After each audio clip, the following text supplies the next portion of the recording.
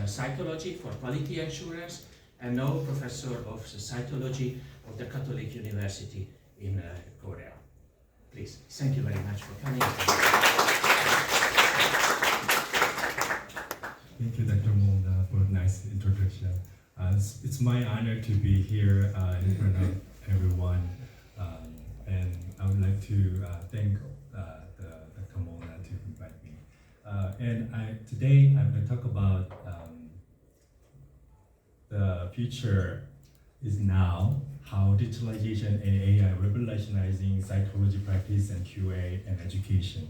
If you capture this QR code with your camera, you can download the lecture material and you can check out, because I prepared too many slides, so I will go really briefly, so maybe you can check it out later in detail. Okay.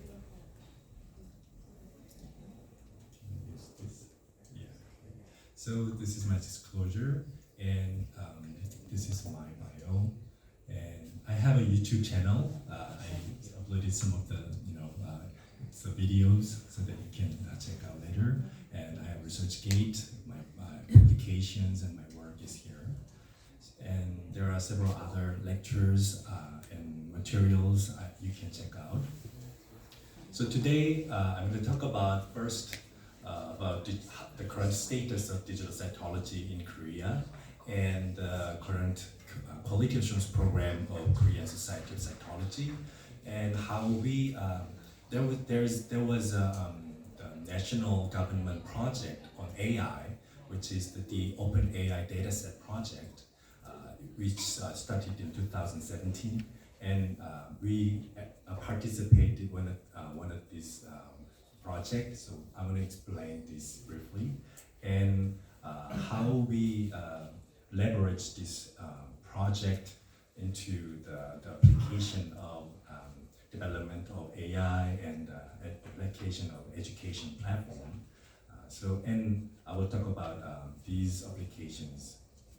So I visited Berlin 3 weeks ago, and I met several other colleagues, and I could also find that there's a high, the growing interest in digital pathology and AI. So currently, there are over 200 laboratories, commercial or general, hospital, and university level. I think in 2022, it's 13% of the hospital adopted scanners, and it's increasing. It's increasing and increasing. So. But currently, the 3D HISTEC is the most commonly used scanner, and basically, it's currently for now it's only for basically for research first, and archive and consultation, and primary diagnosis is getting become more widely applied. So. In my university, we have 8 branch hospital. We are the biggest hospital branch hospital chain in Korea. So we have more than 50 pathologists in our university. So we wanted to make this kind of network using this digital scanner system, digital pathology system. So 3 of our institute use 3D HISTEC. So this is all the applications and the systems we have.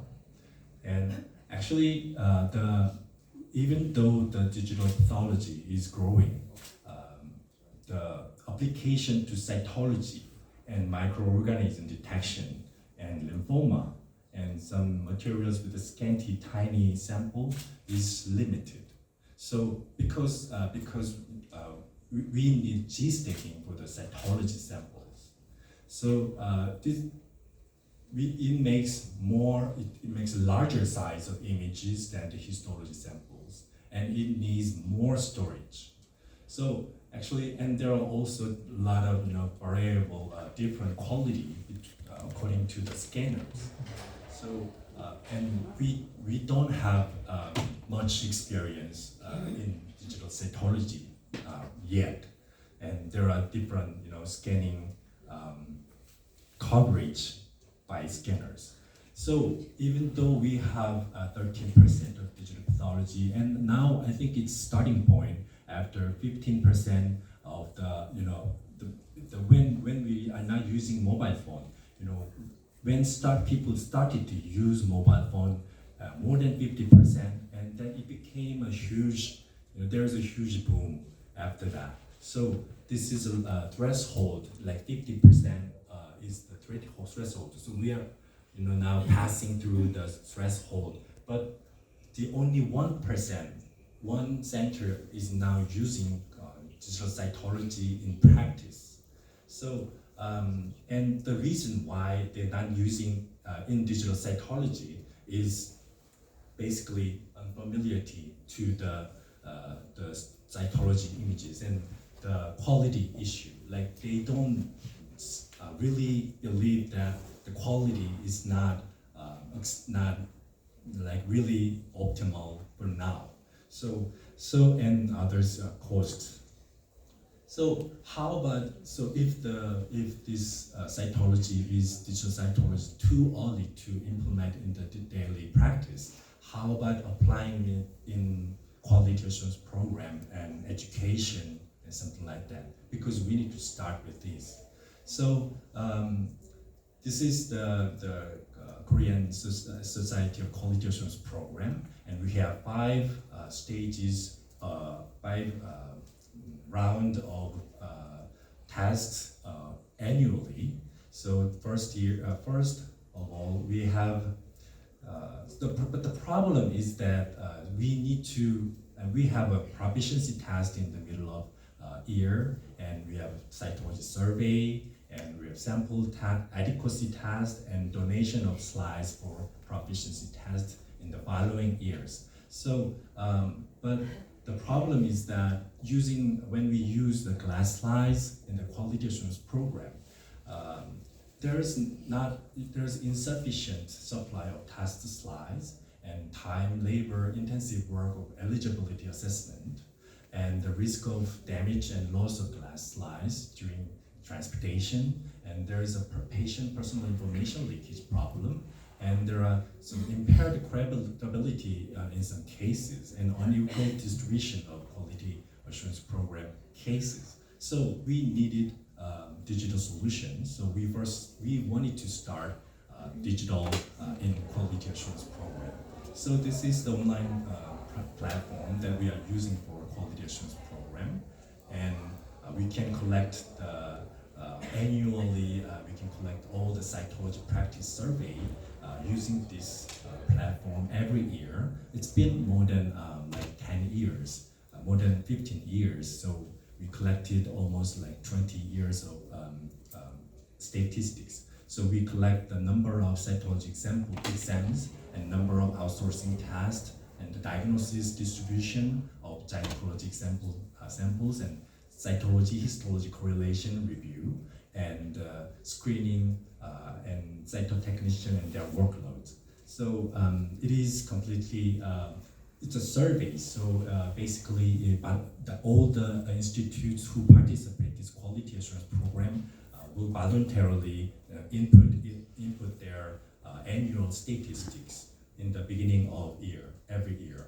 So this is the statistics we got. So we have 215 laboratories, and 40% of university hospital, 40% of general hospital level laboratories, and 20% of commercial laboratories.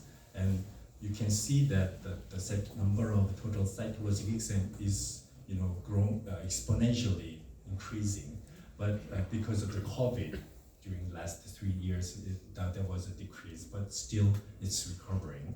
So, and the ratio of the non-gynecology sample is around 20 to 15%, and the sample type, according to the institution, so we have more non-gynecology sample in the university hospitals, and we can also see that the proportion of detailed proportion of sample types according to the institutions and everything. So we also have a poster about this in this ECC. So, and we also monitoring the LVP ratio and gynecology samples, so, and other samples as well. So and we also monitor the ASC ratio, so which is around 4, so which is slightly high, but I think for the general hospital and the university level hospital is below 3, maintained below 3, but the commercial laboratory is slightly higher. And the cytologic histological correlation, we can see that there was a major discrepancy cases of 1.7% in 2007, and now it's 0.5%. Yeah.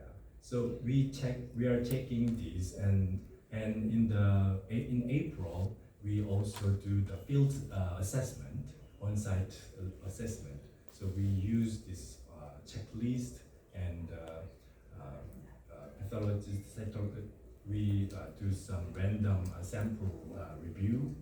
So some of the people who are in the quality assurance program committee go to each hospital, visit every hospital every year and do the assessment. And there is a proficiency test, which is diagnostic accuracy test.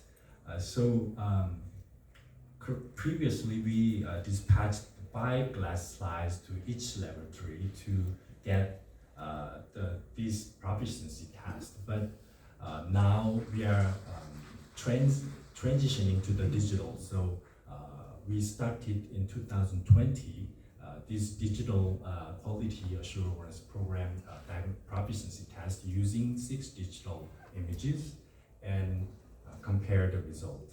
So this is the platform that we are using for the proficiency test, and this is the platform that we input our answers for the questions. And this is the result. Like in 2021, there was like 0.5% of major discordance.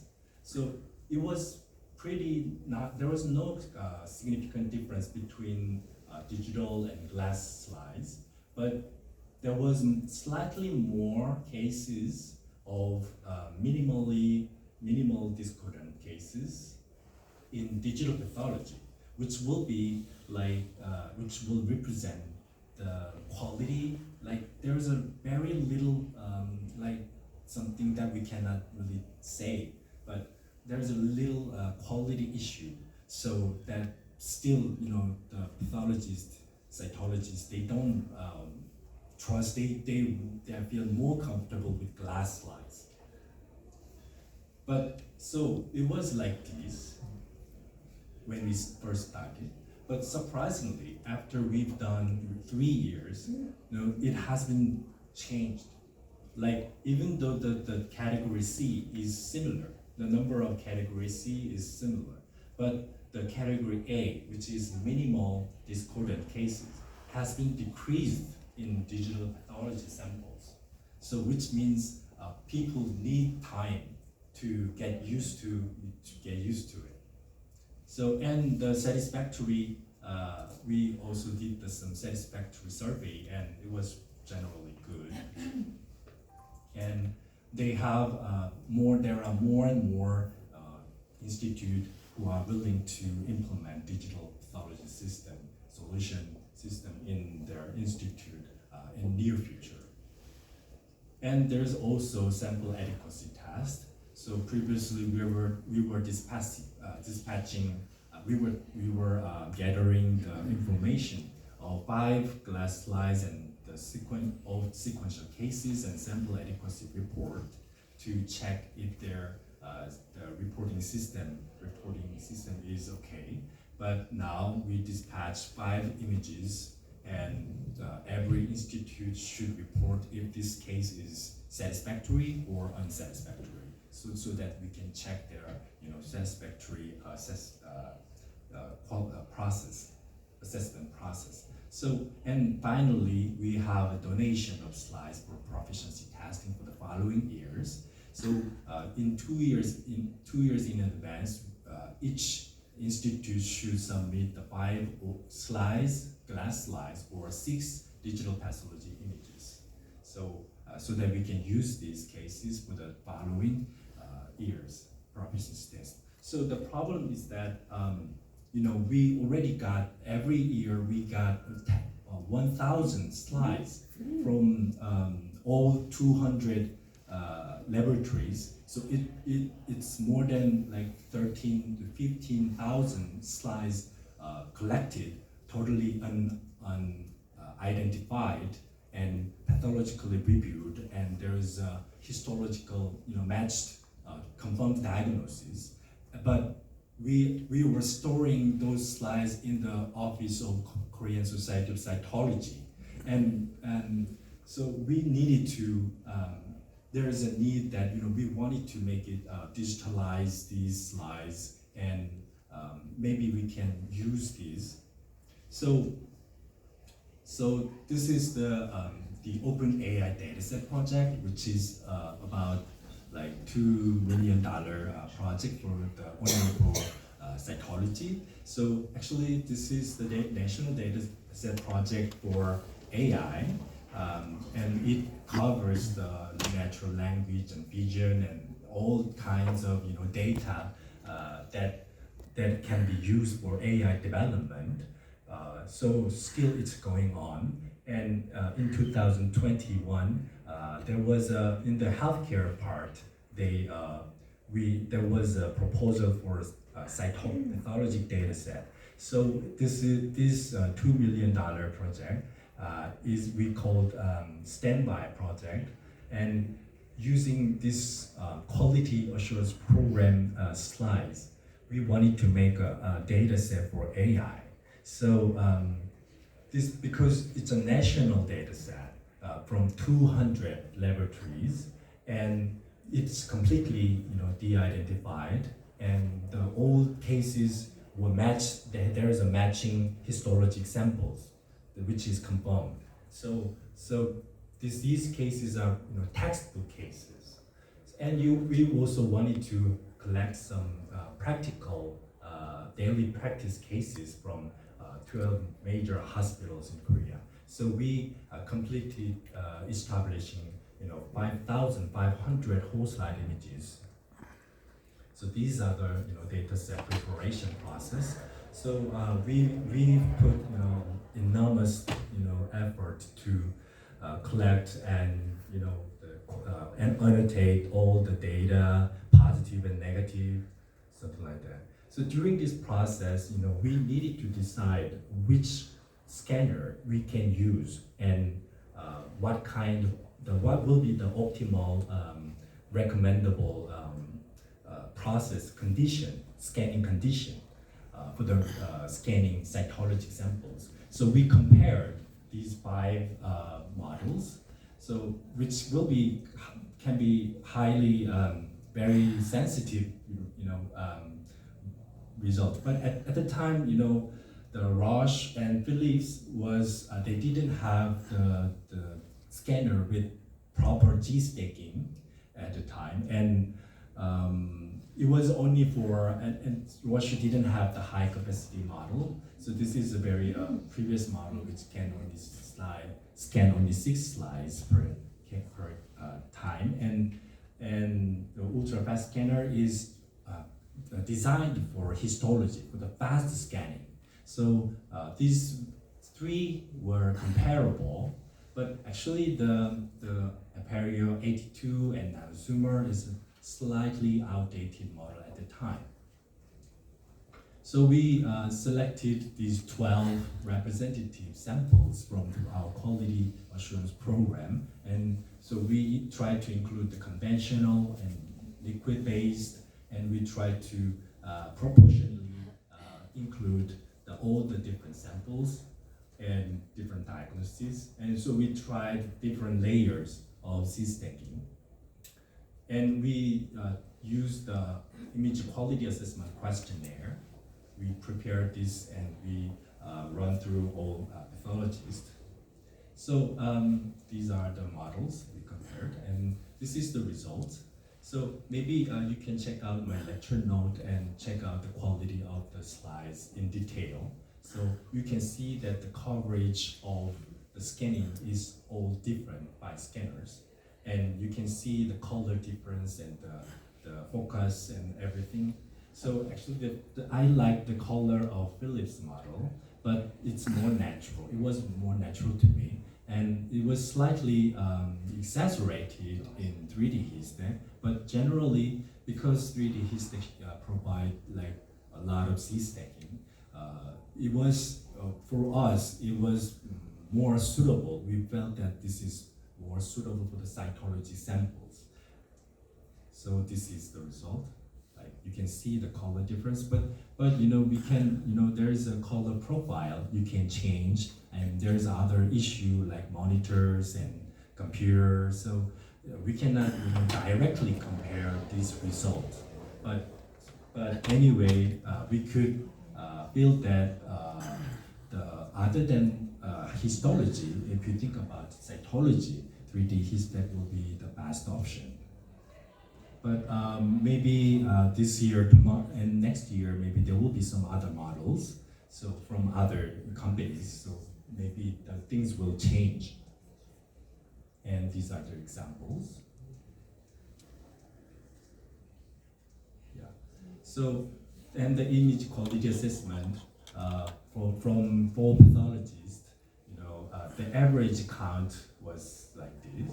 So the Roche D200 and Philips was not really comparable because it was not designed for cytology, and others were quite comparable. So we published this data recently, and there's also other papers that explains about these. They compared these scanners, like especially about the error rate. So you can check out this too. Yeah, so there is some error rate per run by scanners. So we concluded that at least we need 3 layers of Z-stacking for liquid-based preparation and 5 layers of conventional smear at least. So very minimal. So Z-stacking is essential in cytology. So using this data project, we needed to, after we scan all these 1,000 cases, we want to use this for education. So we developed our online education platform using these whole slide images. So this is Cyto Academy. So you can use mobile phone and tablet as well. So we have almost 3,000 whole slide images, highly selected, which is typically, it's a textbook cases that is very good for education. And we have other exams and lecture videos and self-tests and something like that. So after we scan these, we all uploaded using this web page, and the cases we included is listed here. So we try to include all the possible representative images of each case, and it will be increasing soon as we have another seminar, and so that the people who prepare the cytology seminar education in Korea Society of Cytology, they can use these samples, so they don't need to prepare, spending a lot of time finding slides and preparing the images. They can just search up, and they can make a kind of tutorial using these samples at the same time. So this is really easy. So this is the sample for the gynecology. We collected these samples, so you can, and also it can be used as a self-learning. So these are the example page, and yeah, so this is what we see in the web page. And recently we also used this for the annual education for cytology and cytopathologists. So this, and we also have these video materials that is from our annual conferences, and so there is also basic atlas of the very representative still shot images of samples. And we also make the self-test using these whole slide images and the image atlas, and you can also upload your images. And you can also check using your mobile phone. Yeah. So we also have a poster about this in ECC. You can check out this too. So using this data set preparation, we did the pre-processing, and we wanted to make an AI with this sample data set because it's a national data set. It's a well-balanced data set and highly curated. So by all the pathologists and specialists. So it's really valuable samples. So we made image patches and annotated like malignancy and benign. So it took a lot of time and effort from very lots of cytologists and cytotechnicians. So, and it is now uploaded in public in the AI Hub page. But currently it's only available for Korean researchers. So this is the data set composition. So because it should be used for AI development, the number of the positive and negative cell was balanced. We prepared in the similar portion of malignant and benign cases. So it's over 5,500 cases, and there's data composition and age and staining and scanner type. Yeah. And so using this, we wanted to make the AI solution that can apply to any kind of cytology. So first we developed HE and PEP stain different classification model, which showed 100% accuracy. And actually, we know that gynecology model is already being developed by many of other companies in Europe and Asia. So we were trying to focus on the non-gynecologic sample. And for sample type classification, we developed this sample type classification model, and it showed really good results.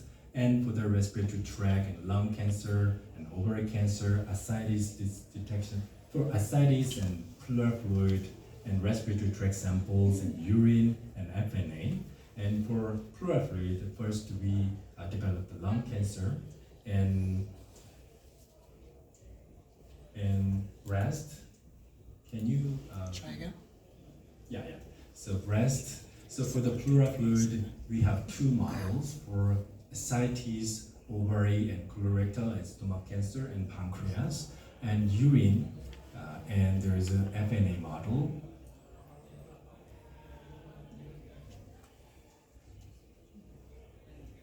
Yeah, thyroid, pancreas, salivary gland, and lymph node and lung cancer detection model. So that you can, once this image is scanned by scanners, and we can run AI model. Through series of AI models, you can get the proper diagnosis. So it can perfectly work as your personal residents who can screen the slides before you. So this is the test result of all the AI models, and it showed 99%, 97% accuracy and AUC. So we have recently published the breast model in pleural fluid, and there are a series of other publications which is in process. So I think everyone will agree that our first golden age for cytology is pap smear. But now, why we need AI in cytology other than histology? because cytology is very simple, rapid, and less invasive, and very cheap. That's our advantage. But the problem is that it's very labor intensive and time consuming and limited accuracy. So what if we can solve these challenges with AI? So from 2020, the Page AI and DeepDX, they passed the Korean FDA and FDA for their pathologic AI. And recently, Hologic also launched the Genius AI system for gynecologic cytology. So it is expanding from cytology, from histology to cytology. So maybe there will be more time. I think maybe next year we can use these, we can try these all gynecologic AI models in our daily practice. So this is Hologic model. So this is review station. And there's also Dataxim company who has a exhibition in ECC. So, and there's also Best Side Cell Sorter imaging system for Best Prep by Cell Solutions. Yeah. So these companies have different. They have different scanner and they have a different protocol they are recommending because the AI model was developed in a specific situation. So it is really important, and actually it's really hard to consider all these considerations. So actually my next research plan is to compare all these AI softwares using our national data set. Like if we can compare like 1,000 cases, 2,000 cases, and we can run all these models and we can compare what is the pros and cons so that we can give some reference to the general pathologists to choose scanners for their own institute. So this is a Chinese company. So Chinese companies are really scary. There are so this is Landing Mad, and they in their AI assisted cervical cytology screening because they don't have the appropriate cancer screening program using conventional glass slides, and there are not so many pathologists. So they want to use the AI for this screening program. So this is what they do, like using 5G. They do the portable, using the portable scanners. They make these. And there's another company named KF Bio. So for non-gynecological samples, AI model has been used mainly in thyroid and urinary bladder. So this will be the next AI. And currently, there's no model that passes the external validation and the FDA approval. So maybe there are so many studies so far using various samples. So maybe in near future there will be FDA approved models. And so for non-gynecology, this is a remarkable company named TechSide from Utah. And for the urine cytology, and AI XMed is also a Taiwan-based and American-based company who recently launched the urine model. And actually, there is more and more innovations in the technology.